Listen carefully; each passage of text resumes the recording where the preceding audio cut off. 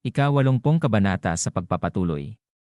Makikita ang mata ni Hyriong na sinabi niya sa kanyang isip na kailangan kong hulaan ang landas ng espadang ito. At pagkatapos ay makikita siyang sunod-sunod na mabilis na umatake.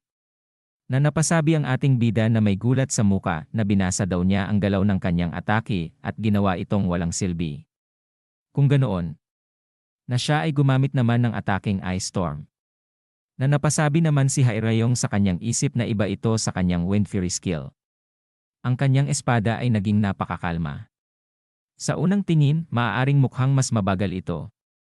Ngunit ang mahalaga ay ang malaking pagbabago at ang liksi na nakatago sa likod nito. Dagdag pa niyang sinabi na makikita ang kanyang mata na ayos. May puwang daw sa kanyang galaw. Pababagalin daw niya siya gamit ang frozen fingerwork. Na mabilis na itinira niya ito sa ating bida. Na makikita ang ating bida na tinamaan sa iba't ibang bahagi ng katawan na siya ay napasigaw ng sakit. Na makikita ang mata niya na napasabi ang ating bida sa kanyang isip na buwisit. Baik Hyriong, sandali lang tayong nagduelo, pero kitang-kita ko ang malinaw na pagkakaiba. Na napasabi naman sa isip si Baik Hyriong na ang taong ito ay nasa ibang antas kumpara sa mga nakaharap ko hanggang ngayon. Na sinabi naman ng ating bida sa kanyang isip na umatake siya ng Nainian White Bone Claw na kung gumagamit ka ng fingerwork attacks sa pagitan ng mga galaw ng aking espada. Gagawin ko rin ang pareho.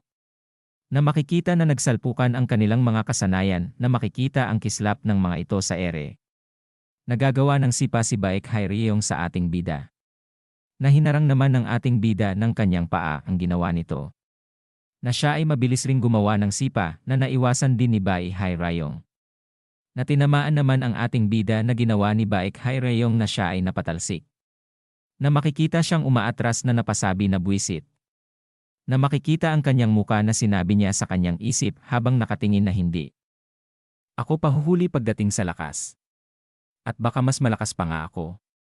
Pero nalalampasan niya ang pagkakaiba sa lakas gamit ang kanyang karanasan sa labanan. Nang biglang umatake ang mga ito ng sabay-sabay sa ating bida na kanyang ikinagulat. Na sinabi pa ni Baek Dugon na ngayon na daw. Dagdag pa nitong sinigaw na mamatay daw siya. Habang nakatingin sa kanya si Baek Hyriong ay sinabi nito sa kanyang isip na siguradong hindi na daw niya kayang maiwasan ito. At nang malapit na ang mga ito ay gumamit ang ating bida ng Golden Castle Iron Wall. Na napaatras naman ang mga ito na napasabi si Baek Dugon na paano daw ito naging posible. Na nagulat naman si Baek Hyriong na napasabi sa kanyang isip na gumagawa ng kalasag sa pamamagitan ng mabilis na pagpalo ng espada sa lahat ng direksyon. Ang kasanayang iyon ay posible lamang sa isang taong dalubhasa sa Sword Shield Technique. At pagkatapos ay mabilis na umatake ang ating bida. Na tinusok niya sa balikat si Baek Dugon na ikinaaray nito sa sakit. Na mabilis namang sumugod si Baek Hyriong na napasabi na walang hiya ka. Na siya ay napalibutan ng mga ito na mukhang sabay-sabay na mga susugod sa kanya. Na napasabi ang ating bida sa kanyang isip na may gulat na ang iron wall ng Golden Castle ay sobrang kumakain ng aking ki. Dagdag pa daw ang walang tigil na pag-atake na sinamahan ni Baek Hyriong. Na nanlaki ang mata ng ating bida na napasabi pa sa isip na siya daw ay nasa panganib na ngayon. Nang biglang dumating ang kanyang ama na sinabi na ang lakas daw ng loob niyang atakihin ang kanyang anak. Na ikinagulat naman ng katabi nito sa kanyang nakita. Na napatingin naman ang ating bida na nagtataka. Na tinamaan naman ang dalawang ito ng invincible blade sa kanilang mga lig. Na makikita si Mara na bumalik na sa kanya ang invincible blade na kanyang itinira. Na gumawa rin ng atake ang ating bida sa mag-ina. Na kanila namang itong ikinaatras. Na tumabi sa kanya ang dalawa na napasabi ang ating bida na ama, Mara. Na sinabi naman sa kanya ng kanyang ama na bakit ka nagiging pasaway na anak? Paano ka naglakas loob na lumikha ng gulo na ito nang wala ang iyong ama? Na napasabi naman sa kanya si Mara na napalingon siya ng tingin na may pawis sa pisngi na bad boy. Makikita si Mara na sinabi sa kwento na kahit na daw tinamaan ni Song Wumuon ang kanilang mga pressure points upang mawalan sila ng malay, may mga dahilan sa kanilang mabilis na pagbabalik. At kasama sa mga teknik na natutunan ni Mara mula sa mga Marderous Arts, natutunan din niyang pagalingin ang kanyang mga pressure points kahit na nasa hindi malay na estado. Na makikita naman ang kanyang ama na sinabi naman sa kwento na si Song Dai Wong daw naman ay agad na nakabawi gamit ang kanyang hindi kapanipaniwalang kakayahan sa pag-recover. Na makikita naman ang kanyang ina na wala pa ring malay na subalit, si Baek Jinjing ay tulog pa rin dahil daw wala siyang mga teknik upang pagalingin ang kanyang mga pressure points. Dagdag pa daw dito, halos hindi daw siya nakabawi mula sa iba pang mga sugat. At pagkatapos ay sinabi ng ating bida sa kanilang isip na ama, kailangan kong ipasa sa iyo ang laban kina Dumo Usang at Baek Dugon. Basta huwag kang mamatay. At Mara, kailangan kong ipasa sa iyo ang laban sa iba pa. Na mabilis na sumugod ang kanyang ama na sinabi pa niya na okay, naintindihan daw niya. Natumugon naman si Mara na sige. Na mabilis namang tumalon sa ere na hiniwa sa liig ang kalaban ni Baek Yeye. Na nagulat ito nang bumaba sa kanyang harapan si Mara. Na napasabi pa siya na siya daw ay Sai. Na biglang napatingin si Mara sa likod ng isang grupo ng mga lalaki ang pasugod sa kanya na sinasabi pa na patayin daw siya. Na bigla namang nawawala si Mara na parang nagiging anino. Na dumaan ito sa pagitan ng grupong ito na pinangpas lang niya na ginilitan sa liig. Na napasabi pa ang mga ito na ito daw ay isang murderous art. Na makikitang inuubos ni Mara ang mga ito. Na sinabi naman ni Baekye na ngayon, itulak. Na daw nila ito ng mabuti. Na mabilis namang sinuntok ng kanyang ama si Dumo Usang na ito ay nahihirapang sinabi na ikaw na walang hiyang baboy. At pagkatapos ito ay mabilis na gumamit ng wind spear. Na ang kamay ni Song Dayong ay nilagyan niya ng enerhiya na mabilis niyang susuntukin ang sandata nito. Na ito ay napigilan niya at napasabi ito na bakit daw naging ganito ang aking wind spear. Na mabilis na lumapit si Baek Dugon at sinabi na ama. Hayaan daw niya siyang tulungan. Na naiwasan naman ni Song Dayong ang atake ni Baek Dugon. Na makikita ang muka nito na napasabi pa na ikaw na baboy ka. Paano daw niya naiwasan ang kanyang espada? Na malakas namang atake si Song Dayong ng kanyang kamao. Na tinamaan niya ito sa muka na nagtalsikan ang dugo nito. Na mabilis namang umataki ang ama ni Baek Dugon na nagawa namang mahawakan ni Song Dayong ang kanyang spear. At sinabi pa niya habang gagawa ng headbutt na dahil sa inyo, halos mamatay ang aking asawa at anak. Na makikita ang muka ni Dumo Usang na nakatingin sa kanya. Na sinabi pa ni Song Dayong na malakas niyang inuntog ang kanyang ulo sa muka ni Dumo Usang na gagawin kong magsisisi kayo ng libo-libong beses. Kayong mga walang hiya.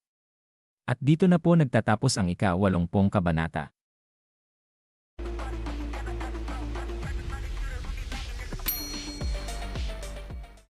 Ika-81 kabanata sa pagpapatuloy. Makikita ang muka ng magkapatid na si Baek Joryong at si Baek Hairayong na naiinis. Na makikita ang paa ng ating bida. Na sinabi niya sa dalawa na ngayon, wala nang dahilan para pahabain pa ito. Na sinabi pa niya na makikita ang muka ng ating bida na sinabi niya na magsimula na tayo at tapusin na ang laban na ito. Ano daw sa tingin mo? Na nakatingin sa kanya si Baek Hairayong ng matalim na walang masabi. At naisip pa nito noong mga bata pa sila na tinutukan siya ng espada ni Baek Jinjin. At sinabi sa kanya nito na walang mabuti sa pakikipaglaban sa iyong mga kamag-anak. Tapusin na natin ito ng mabilis. Na makikita ang magkapatid na naiinis na sinabi na Baek Jinjin ikaw. Balik kay Baek Hairayong na sinabi niya sa kanyang isip na ngayon na ako'y galit, nais kong maamoy ang amoy na yon muli. Na nakatingin ito na nagulat at nasabi sa isip na saglit lamang daw. Na napasabi siya na makikita ang isang lalaki na naiisip niya na iniisip ko pa rin ang amoy na yon kahit sa ganitong kritikal na sitwasyon. Para bang ako'y nalulung sa isang bagay. Na sinabi pa niya na makikita ang kanyang muka na ito daw ba yon. Sa bawat pagkakataong nasa sangang daan ako, naamoy ko ang insenso ni Mohon. Ginawa ko ba ang mga desisyon iyon sa sarili kong kapasyahan? Na makikita pa siya na pinaslang ang mga ito na sinabi pa niya sa isip na kung para sa akin noon. Bago na amoy ang halimuyak na yon. Magiging dahilan ba ito para pumatay ako ng aking mga kamag-anak? Na nakatungo pa nitong naiisip na totoong ako'y nahuhumaling sa kapangyarihan, pero na naiinis pa itong makikita ang bibig ni Hairayong. Na napalingon siya sa kanyang likod. Na makikita si Mohon na nasa likod ng upuan na may takip ng pamaypay. Na makikita ang muka nito na sinabi pa niya na hindi pwede. Nalaman na ba niya ang mga epekto ng amoy ng galit ng Celestial? Na nangangalit ang ngipin nito na nakatingin pa din sa kanya. Na naglabas ito ng matinding enerhiya. Na sinabi pa niya sa kanyang isip na anuman ang dahilan.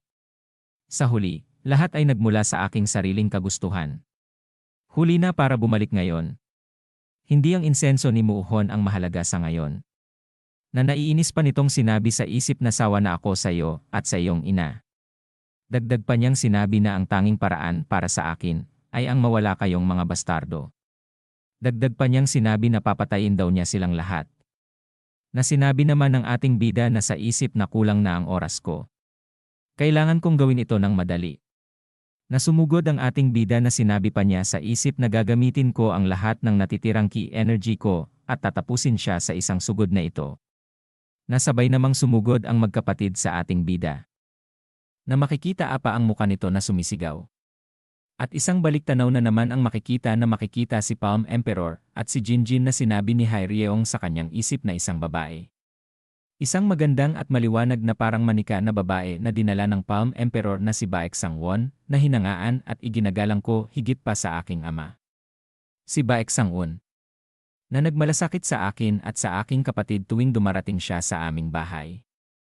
Tanging si Baek Jinjing lang ang hinangaan mula nang siya'y pumasok sa aming bahay.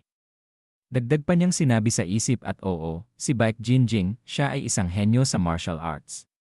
Hindi kami makasabay sa kanya kahit gaano kami magsumikap. Na makikita ang muka ng ating bida na naghanda na sa kanyang atake. Na makikita ang salpukan ng ating bida at ng magkapatid na nasa lakas ay makikita ang liwanag ng kanilang enerhiya. Na sinabi sa isip naman ni Baek Hairyeong na ipinanganak bilang anak ni Baek Sangwon, si Baek Jinjing ay nagmana ng kanyang dalisay na talento. Baek Jinjing, ipinanganak ka bilang perpektong akma para sa martial arts. At ikaw ay labis ding matalino.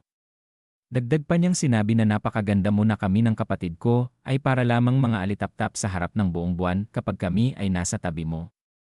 Dagdag pa niyang sinabi na makikita ang ating bida na nagpupuslitan ang dugo sa kanyang katawan na kaya sinubukan kong alisin ka sa pamamagitan ng pag-aayos ng kasal sa iyo at sa ikatlong anak ng pamilya na Mung na kilala sa pagiging pervert at playboy. Noong panahong iyon, tumakas ka na sinabing ayaw mo sa kasal at sa napagkasunduang kasintahan. Tinipon ko ang aking mga nasasakupan at sinundan ka. Dagdag pa niyang sinabi sa isip na makikita ang muka ni Baek Hairyeong na noong panahong iyon. Wala akong tunay na intensyon na patayin ka. Dahil magkamag-anak tayo, di ba? Na makikita pa siya sa bangin na sinabi pa niya sa isip na sa katunayan, nagulat ako nang mahulog ka sa bangin habang tumatakbo palayo sa amin. Na makikita ang muka niya na sinabi pa niya sa isip na gusto ko lang. Na hindi na niya itinuloy.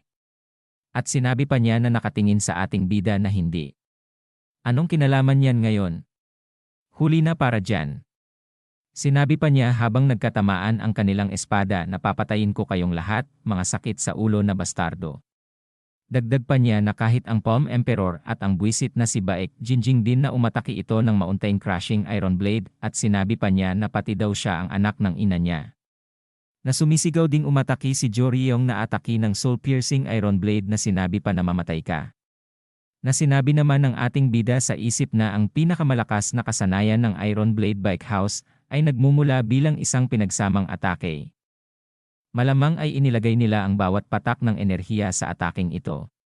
Na sinabi naman ng ating bida sa kanyang isip na kung ganon, dapat akong. Na hinarang niya ang pinagsamang atake ng magkapatid. Napatingin sa kanila ang mga ito na napasabi pa na ano? Tingnan daw niya doon. Makikita ang mata ng ating bida na sinabi niya sa kanyang isip na hindi ko pa kailanman naranasan ang ganitong antas ng lakas. Kailangan kong makahanap ng paraan para malampasan ang kanilang kapangyarihan. At pagkatapos ay naiisip niya ang painting. Na sinabi niya sa kanyang isip na isang kahanga-hangang pagpapakita ng mga bulubundukin sa mga likhang sining ng tanawin. At ang malalawak na talon na dumadaloy pababa sa mga ito. Dagdag pa niyang sinabi sa isip na makikita ang kanyang muka na dagdagan daw ng mga agos ng talon ang Golden Castle Iron Wall. At kailangan lang daw niyang gunitain ang malalawak na talon na umaagos sa loob ng mga pinta ng tanawin. Na tumalon siya sa ere. At malakas na sumigaw habang ihahampas ang kanyang espada sa magkapatid na Baek Hairyeong at Baek Joryong. Na makikita ang malaalon na enerhiya na pinakawalan ng ating bida na tinatawag niya itong Golden Castle's Iron Shower. Na ito ay ikinagulat ng dalawang magkapatid. Na ang mga ito ay nakatayo sa ere habang tatama sa kanila ang atake ng ating bida. Na tinamaan ang mga ito na nabitawan nila ang kanilang hawak na espada na dumadaing ng sakit. At pagkatapos ay bumagsak ang mga ito sa sahig. Na bumaba na rin ang ating bida na makikita ang kanyang paa. Na pinagmamasdan niya si Baek Hairyong na siya ay napahinga ng malalim. At dito na po nagtatapos ang ika-81 kabanata.